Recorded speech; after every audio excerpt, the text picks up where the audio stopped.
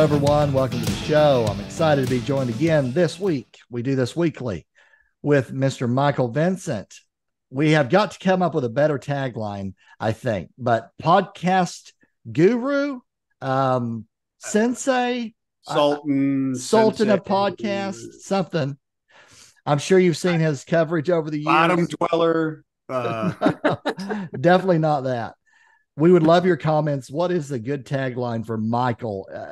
Sultan of podcasts that's been floated, right? Oh, dude, don't ask for comments, bro.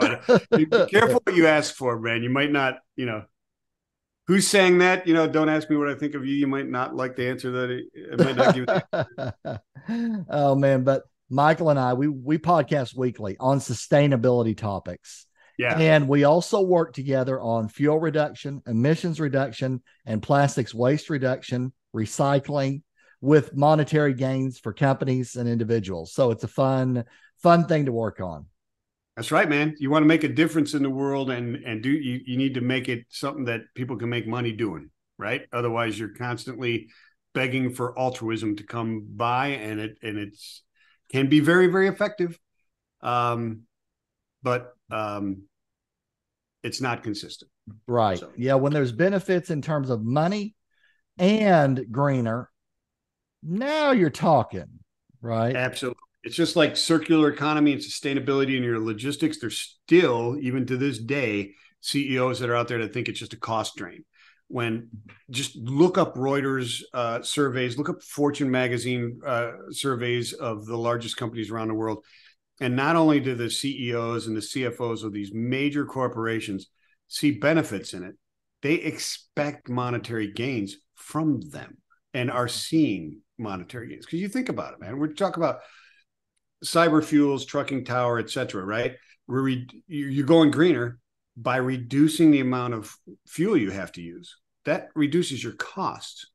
It's also a 6-in-1 solution. So it actually improves the operation of your engine. Maintenance costs go down, right?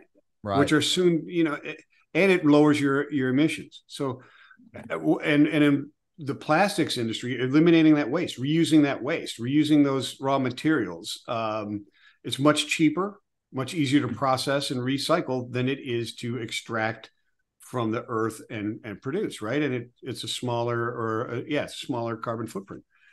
These are the basic principles of supply chain and logistics and management: reduce waste and improve efficiencies, right? I mean, right. Reduce cost. Absolutely. How can it miss?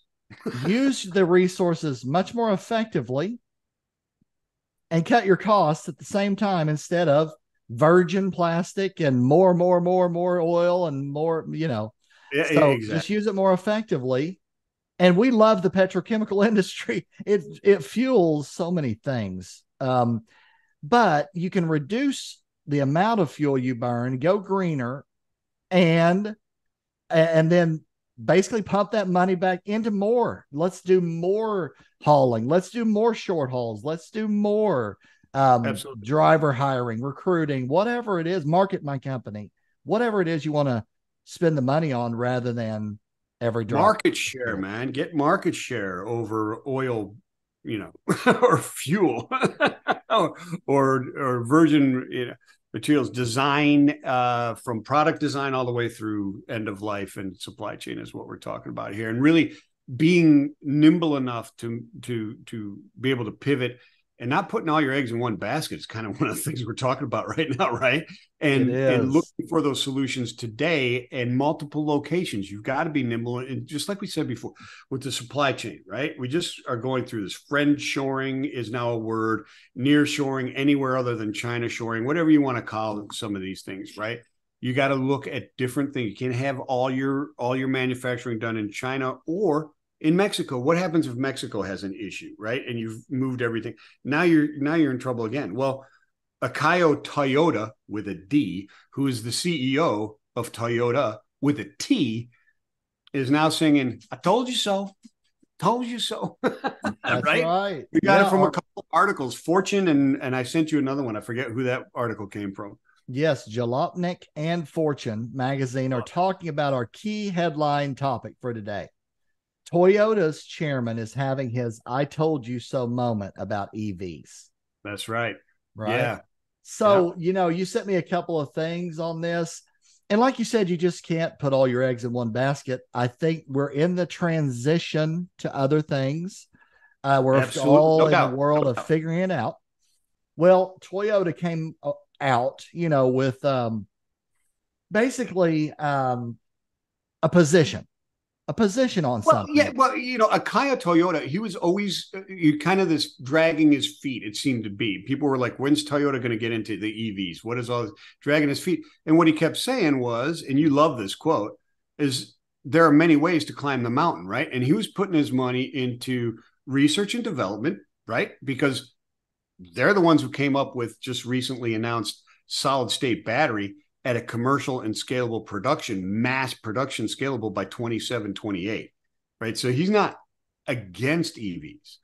He's against just going down that path. You've got to be open to other things. And so he was more on the hybrid side, right?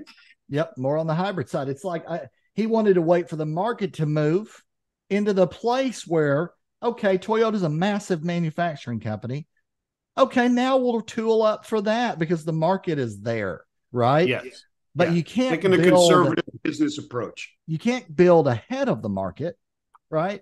That's a good way to lose a lot of money. And in fact, from what we were talking about offline, some of the big manufacturers have made some statements about pulling back from this, pulling back from that, doing less of this and that. And if I'm not mistaken, I think GM and Ford. Well, yeah. You're not talking about like the Rivians of the world or the Polestar of the world, the ones that are exclusively EVs, or even Lucid's. They're 30%. I mean, those companies are already down in production because of demand, right? But we're also talking about the behemoths, right? Ford, right? Right. Ford is pulling back on their production on the F-150 Lightning. Okay. Bill Ford cites that, listen, the demand is tricky and it's difficult. You got blue and you got red states. You got different agendas, right? Blue states want it at all costs. Damn the torpedoes. We're going for it, right? Burn the boats. Red states saying, no way, not in my neighborhood, right? And between, you've got consumers who they don't know what to demand, right? So it's just a mess right now with those hurdles. General Motors, they're pushing back the production of the Silverado EV by a year. They're giving up an entire year and moving back and cutting down. Lucid's down 30%, right? So yeah, these are not like people you never heard of. These are the big dogs saying, I don't think so.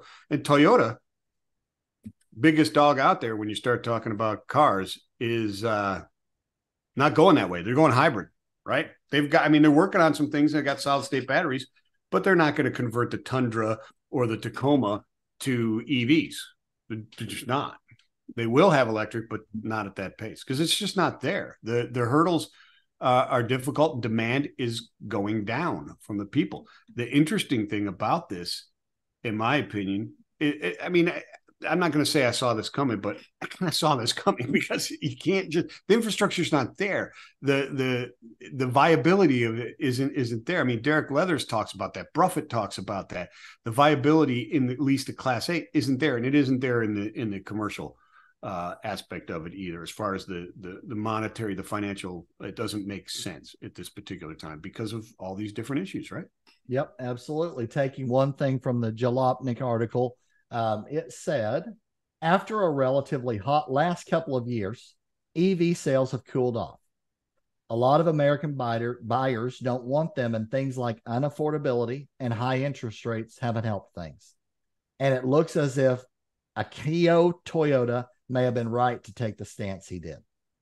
Right. Yeah. Well, I mean, he's avoiding having to pull back on production. I mean, pulling back on production isn't just dialing the knob back, right?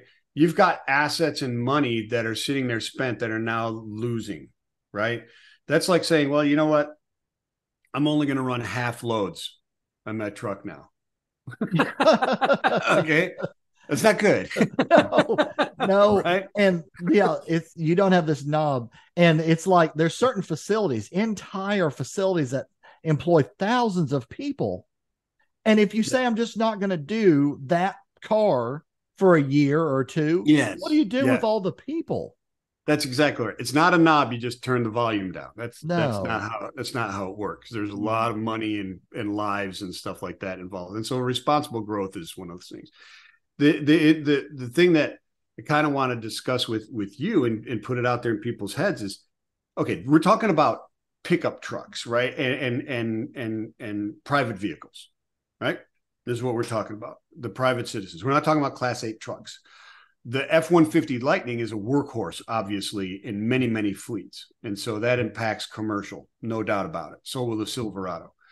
But we're not talking about, Cascadias and all this other kind of stuff. But how does this type of sentiment and these type of hurdles in that big private market impact the process or the gains or the timeline in the commercial?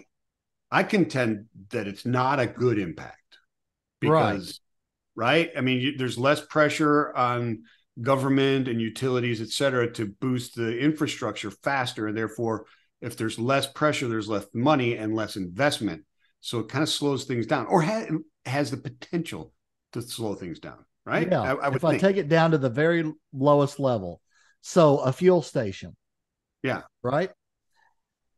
So if the private industry is not using the charging stations in a big way, all the infrastructure that goes to get that power to that place and then set up in the back where the diesel trucks pull through, set up the EVs out there too, it's all tied together. You have to have the infrastructure to support the demand. But what Toyota was saying is the demand is not there to support taking a factory and changing it all to electric. It's just not there yet. So, and it's not there because there's questions about it. There's difficulties about that. I mean, the stress of owning an EV starts after you buy an EV, and there's way too many stories out there that are, you can call them anecdotal if you want, but they're not. I mean, when you survey your customers and they tell you what's right or wrong with your product, that's not anecdotes, right? Those are survey facts, and that's what these are. These aren't anecdotal things when people are reporting and talking about the fact that, listen, I'm driving my F-150 and I can't find a place to park or to charge it, or half the charging stations don't work, or they're too busy doing this, or I try and do one, but it's for Teslas and not for everybody else. There's not a standardization of it across the boards, or, it gets 350 miles on a range, but if I tow something, then I got 100 miles. The stress is there and it's real. And too many people are buying them and then going back, right? There's a lot that keep them, and that's fine. I see them all over, actually. I mean, it's not uncommon anymore to see them around Hickson, Tennessee, which is, relative to many places, nowhere, right? But and they're there, but they're people commuting during the day, kids to school, maybe to grocery store and go home, or to work and back type of thing. And in here, it actually works really good. I mean, we had Overly from Green Fuels, right? Mary, you talked to Overly from Green Fuels. And like here, an electric vehicle is actually pretty green because I live in TVA land, right? My energy is hydro. Right. Absolutely. So, that's what we're talking about is the transition, right? It's how do you get enough of low enough cost power that, you're not completely reliant on some foreign country. Let's talk about big rig trucks for a minute. Yeah, let's do it. So, supply chain industry. Trucks move military products, military personnel. They move critical food supplies. And if you're saying that we're going to just give that to a foreign adversary and just let them supply us, there's people in Washington saying, no, we're not doing that. You're not just talking about emissions and so forth. And now you're talking about the safety and security of our supply chain. National security. The supply chain must move. And I think really woke people up during the pandemic, the ability for economies and supply chains to be weaponized. Right. Yep. Absolutely. We had major league supply chain interruptions, and it really shined a light on, wow, we're really dependent on these couple of countries for things like medicine, Yes. food. Yes. But even more importantly, one of the things that was just really eye opening was, all those components that you use to actually drive a truck or a car, when you can't get them, you can't get cars or trucks. When you can't get them, you can't get them. Remember the salsa trucks? They were all truck, no chips. Yeah. Right. Right? Exactly. Hello. There were literally people that were renting lots to store vehicles that had no chips for a year because they couldn't get the computer chip that 100%. Was needed to make that car drive down the road. 100%. And recently, Tesla, although getting pounded in the third quarter with just a terrible third quarter, $138 billion market cap loss. I read that in Fortune, Elon Musk's his net worth dropped like $28 billion. Ouch. Can you imagine? I can't take that kind of hit. Can you? No, I can't. I can't. I don't have that kind of a hit to take. You can give me that bill. I ain't gonna be able to pay it though. That's a lot of dishes. Right, exactly. Where's that money coming from? Right, but it's not from podcasting. I'll tell you. No, but they're really strategizing and researching on how to move away from, and like Akayo Toyota, looking at different types of batteries and that type of stuff, because there's already a shortage and an issue in the supply chain and availability of the rare earth materials to build the batteries. We don't even have an industry that's out of its infancy, and they're running out of materials to do it, right? And oh, by the way, China controls 83% of the production capabilities and 74% of the mining and like 80% of the processing capacity for rare earth metals that you have to have for batteries. So hey, good luck with that one. Well, one of my friends posted a thing with a repair bill on a Chevy Volt, I do believe. Yeah. And it was $30,000.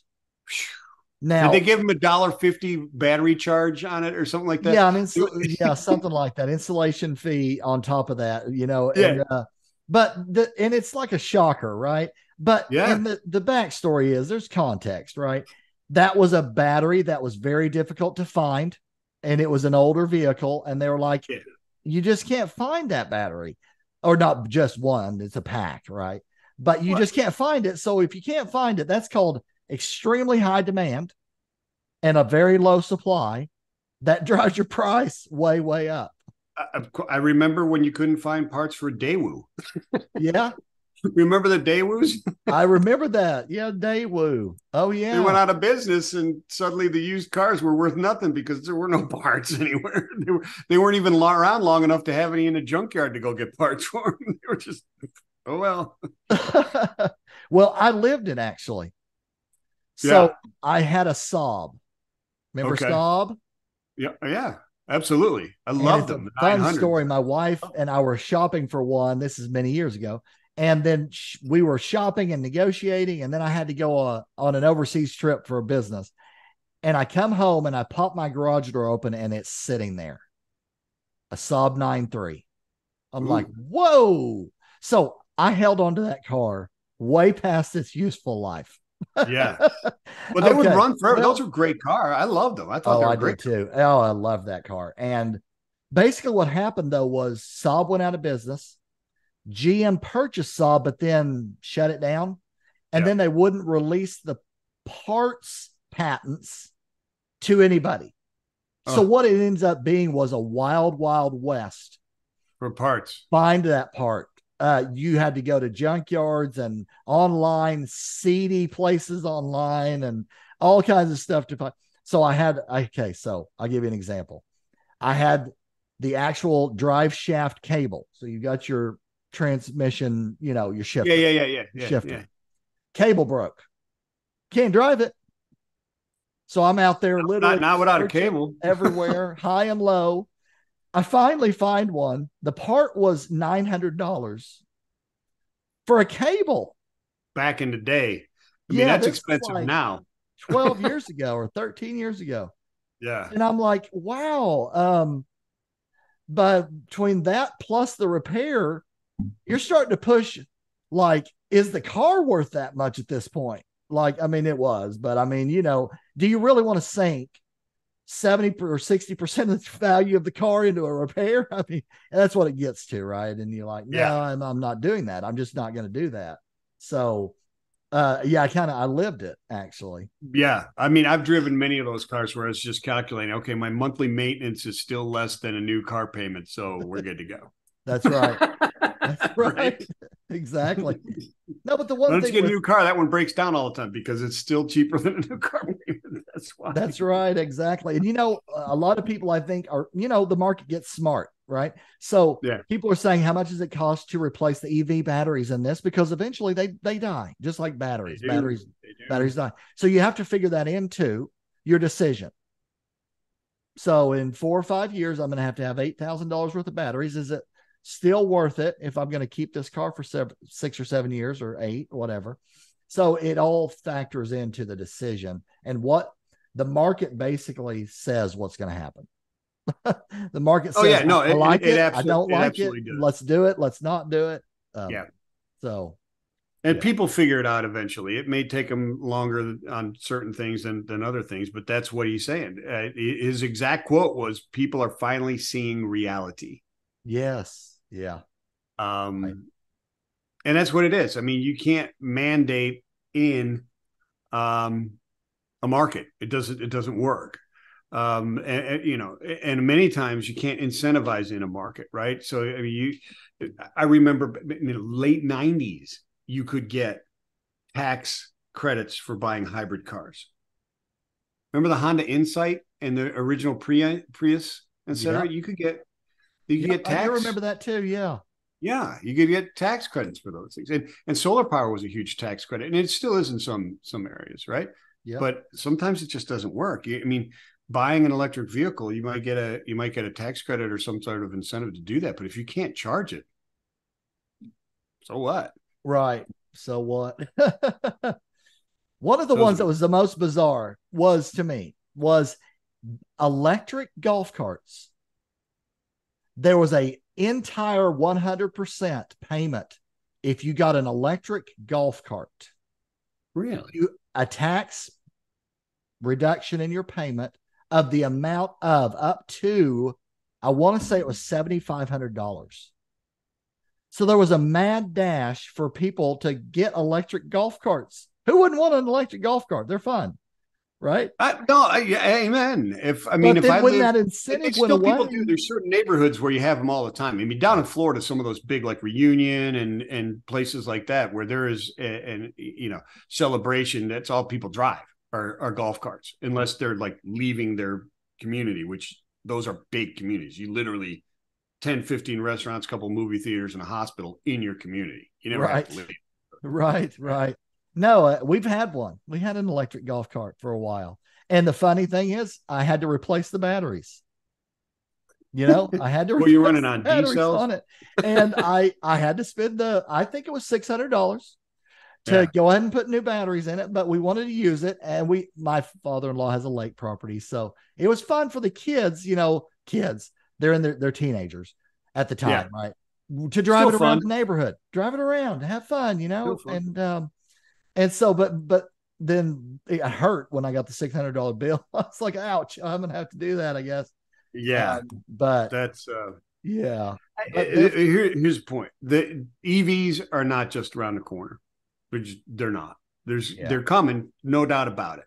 There's no doubt about it. And there's a great quote from, what is her name again? Jessica Caldwell in Fortune. She's the head insights at Edmunds, right? And she makes a great point, right? The industry is moving towards EVs. To deny that would be unwise. After going through this whole article and everything we just talked about, 100% spot on. But to think that they're going to be here next week or next decade is also unwise. Yeah. Right. And the way I see it is it's going to come in segments of the market. Yes. Right. from a maritime port to a local warehouse with a station right there. That makes sense. Like, it's going to happen. It's coming. Like you said, to deny that would be silly. It'd be silly, but you're exactly right. DC to store and back, like Home Depot inner loops, not an issue, right? Right. Target inner loops, Walmart inner loops. And like we see, it appears maritime, who is like slightly behind the times than trucking, right? I mean, they still wear double-breasted suits and smoke cigars at their annual conferences, right? And top hats. I think I saw one. It seems like, but they're way ahead of the time as far as alternative fuels. Am I wrong? I mean, Cargill's got wing sales going back up. Maersk is running methanol. Right? And you've got hydrogen ships coming out. Recently, there was an announcement of building them in India at Cochin shipyards. And it makes sense because it's port to port, and they're already hauling the materials or the fuels that they're going to use to power the ships. So the infrastructure is there. Right. It's not in trucks yet. It's not there for cars yet. We've got to get those things in place. We will sooner or later, but it ain't going to be tomorrow. It's a transition. Right. But people can make an impact right now. You can go greener right now, and you can save money, right? That's right. Go greener while getting more green, right? So go greener, put some more green in the company at the same time. It's a green. It's not a win-win. It's a green, bro. Green. That's our new slogan. Right. Green. They need to click my link is what they need to do. And then they need to get a money-back guaranteed test on their vehicles in their work environment. Right? I mean, we're not going to run them around a test track and go, hey, see? Yes, that's right. Yeah, we're not going to put them on a dyno and controlled environment and tune it just perfectly and then go, they see, it works. Yeah. No, it's real world. Yeah. And so definitely click on Michael's link. We will get you underway to saving a lot of money while going greener. And it's a lot of fun doing this work. Yeah, absolutely. And we could go through the list of certifications and all that kind of stuff. But listen, it's certified. It Magnuson Moss Act, EPA, all that stuff. It's there. It's insured, everything. Proven, insured, EPA certified. Doesn't violate the Magnuson Moss Warranty Act. No. It's like, it's ready to go. It is here now, and we're doing it, and that's fun. So 60 million gallons of diesel can't all be wrong. Right. That's right. 60 million gallons of fuel treatment can't be wrong. It's like the market has moved this way. So now we're just basically working to keep up, with everything. Yeah, so, absolutely. Yeah. Until we get EVs right. Yeah. And we will. Or there'll be ZEVs anyways. Some of them will be EVs in this application. Some of them will be hydrogen in this application, and so on and so forth, right? I'm reading an article right now that we're going to have to talk about next week or something, but I'll get it for you. Dude, it's a water-injected turbocharged hydrogen engine. Have you seen this yet? No, I haven't seen that one yet. Yeah. And it's turbocharged with water injectors, not fuel injected, water injected to get more horsepower. Very interesting. Do that to my Chevy Malibu Classic back in the 70s. Just throw a water injector right into that piston head and see what happens. Yeah, exactly. See what happens when you do that. Yeah, not going to be good. No, there's, the market is moving. And the cool thing is there's all kinds of opportunities. And I call it the new green economy. It's moving that way. And to say that it's not, you're going to just get run over. So yes, things are transitioning and moving. And the cool thing with our work together and with Cyber Fuels is we're moving with it. Right. So just keep going. And so that'll do it for this episode this week. Great topic. I feel like that was a lot of fun. I could talk about this for 2 hours, but we'll let people get back to their normal life. Thanks for tuning in, everybody. And we will see you again next week. Right on. Peace and love.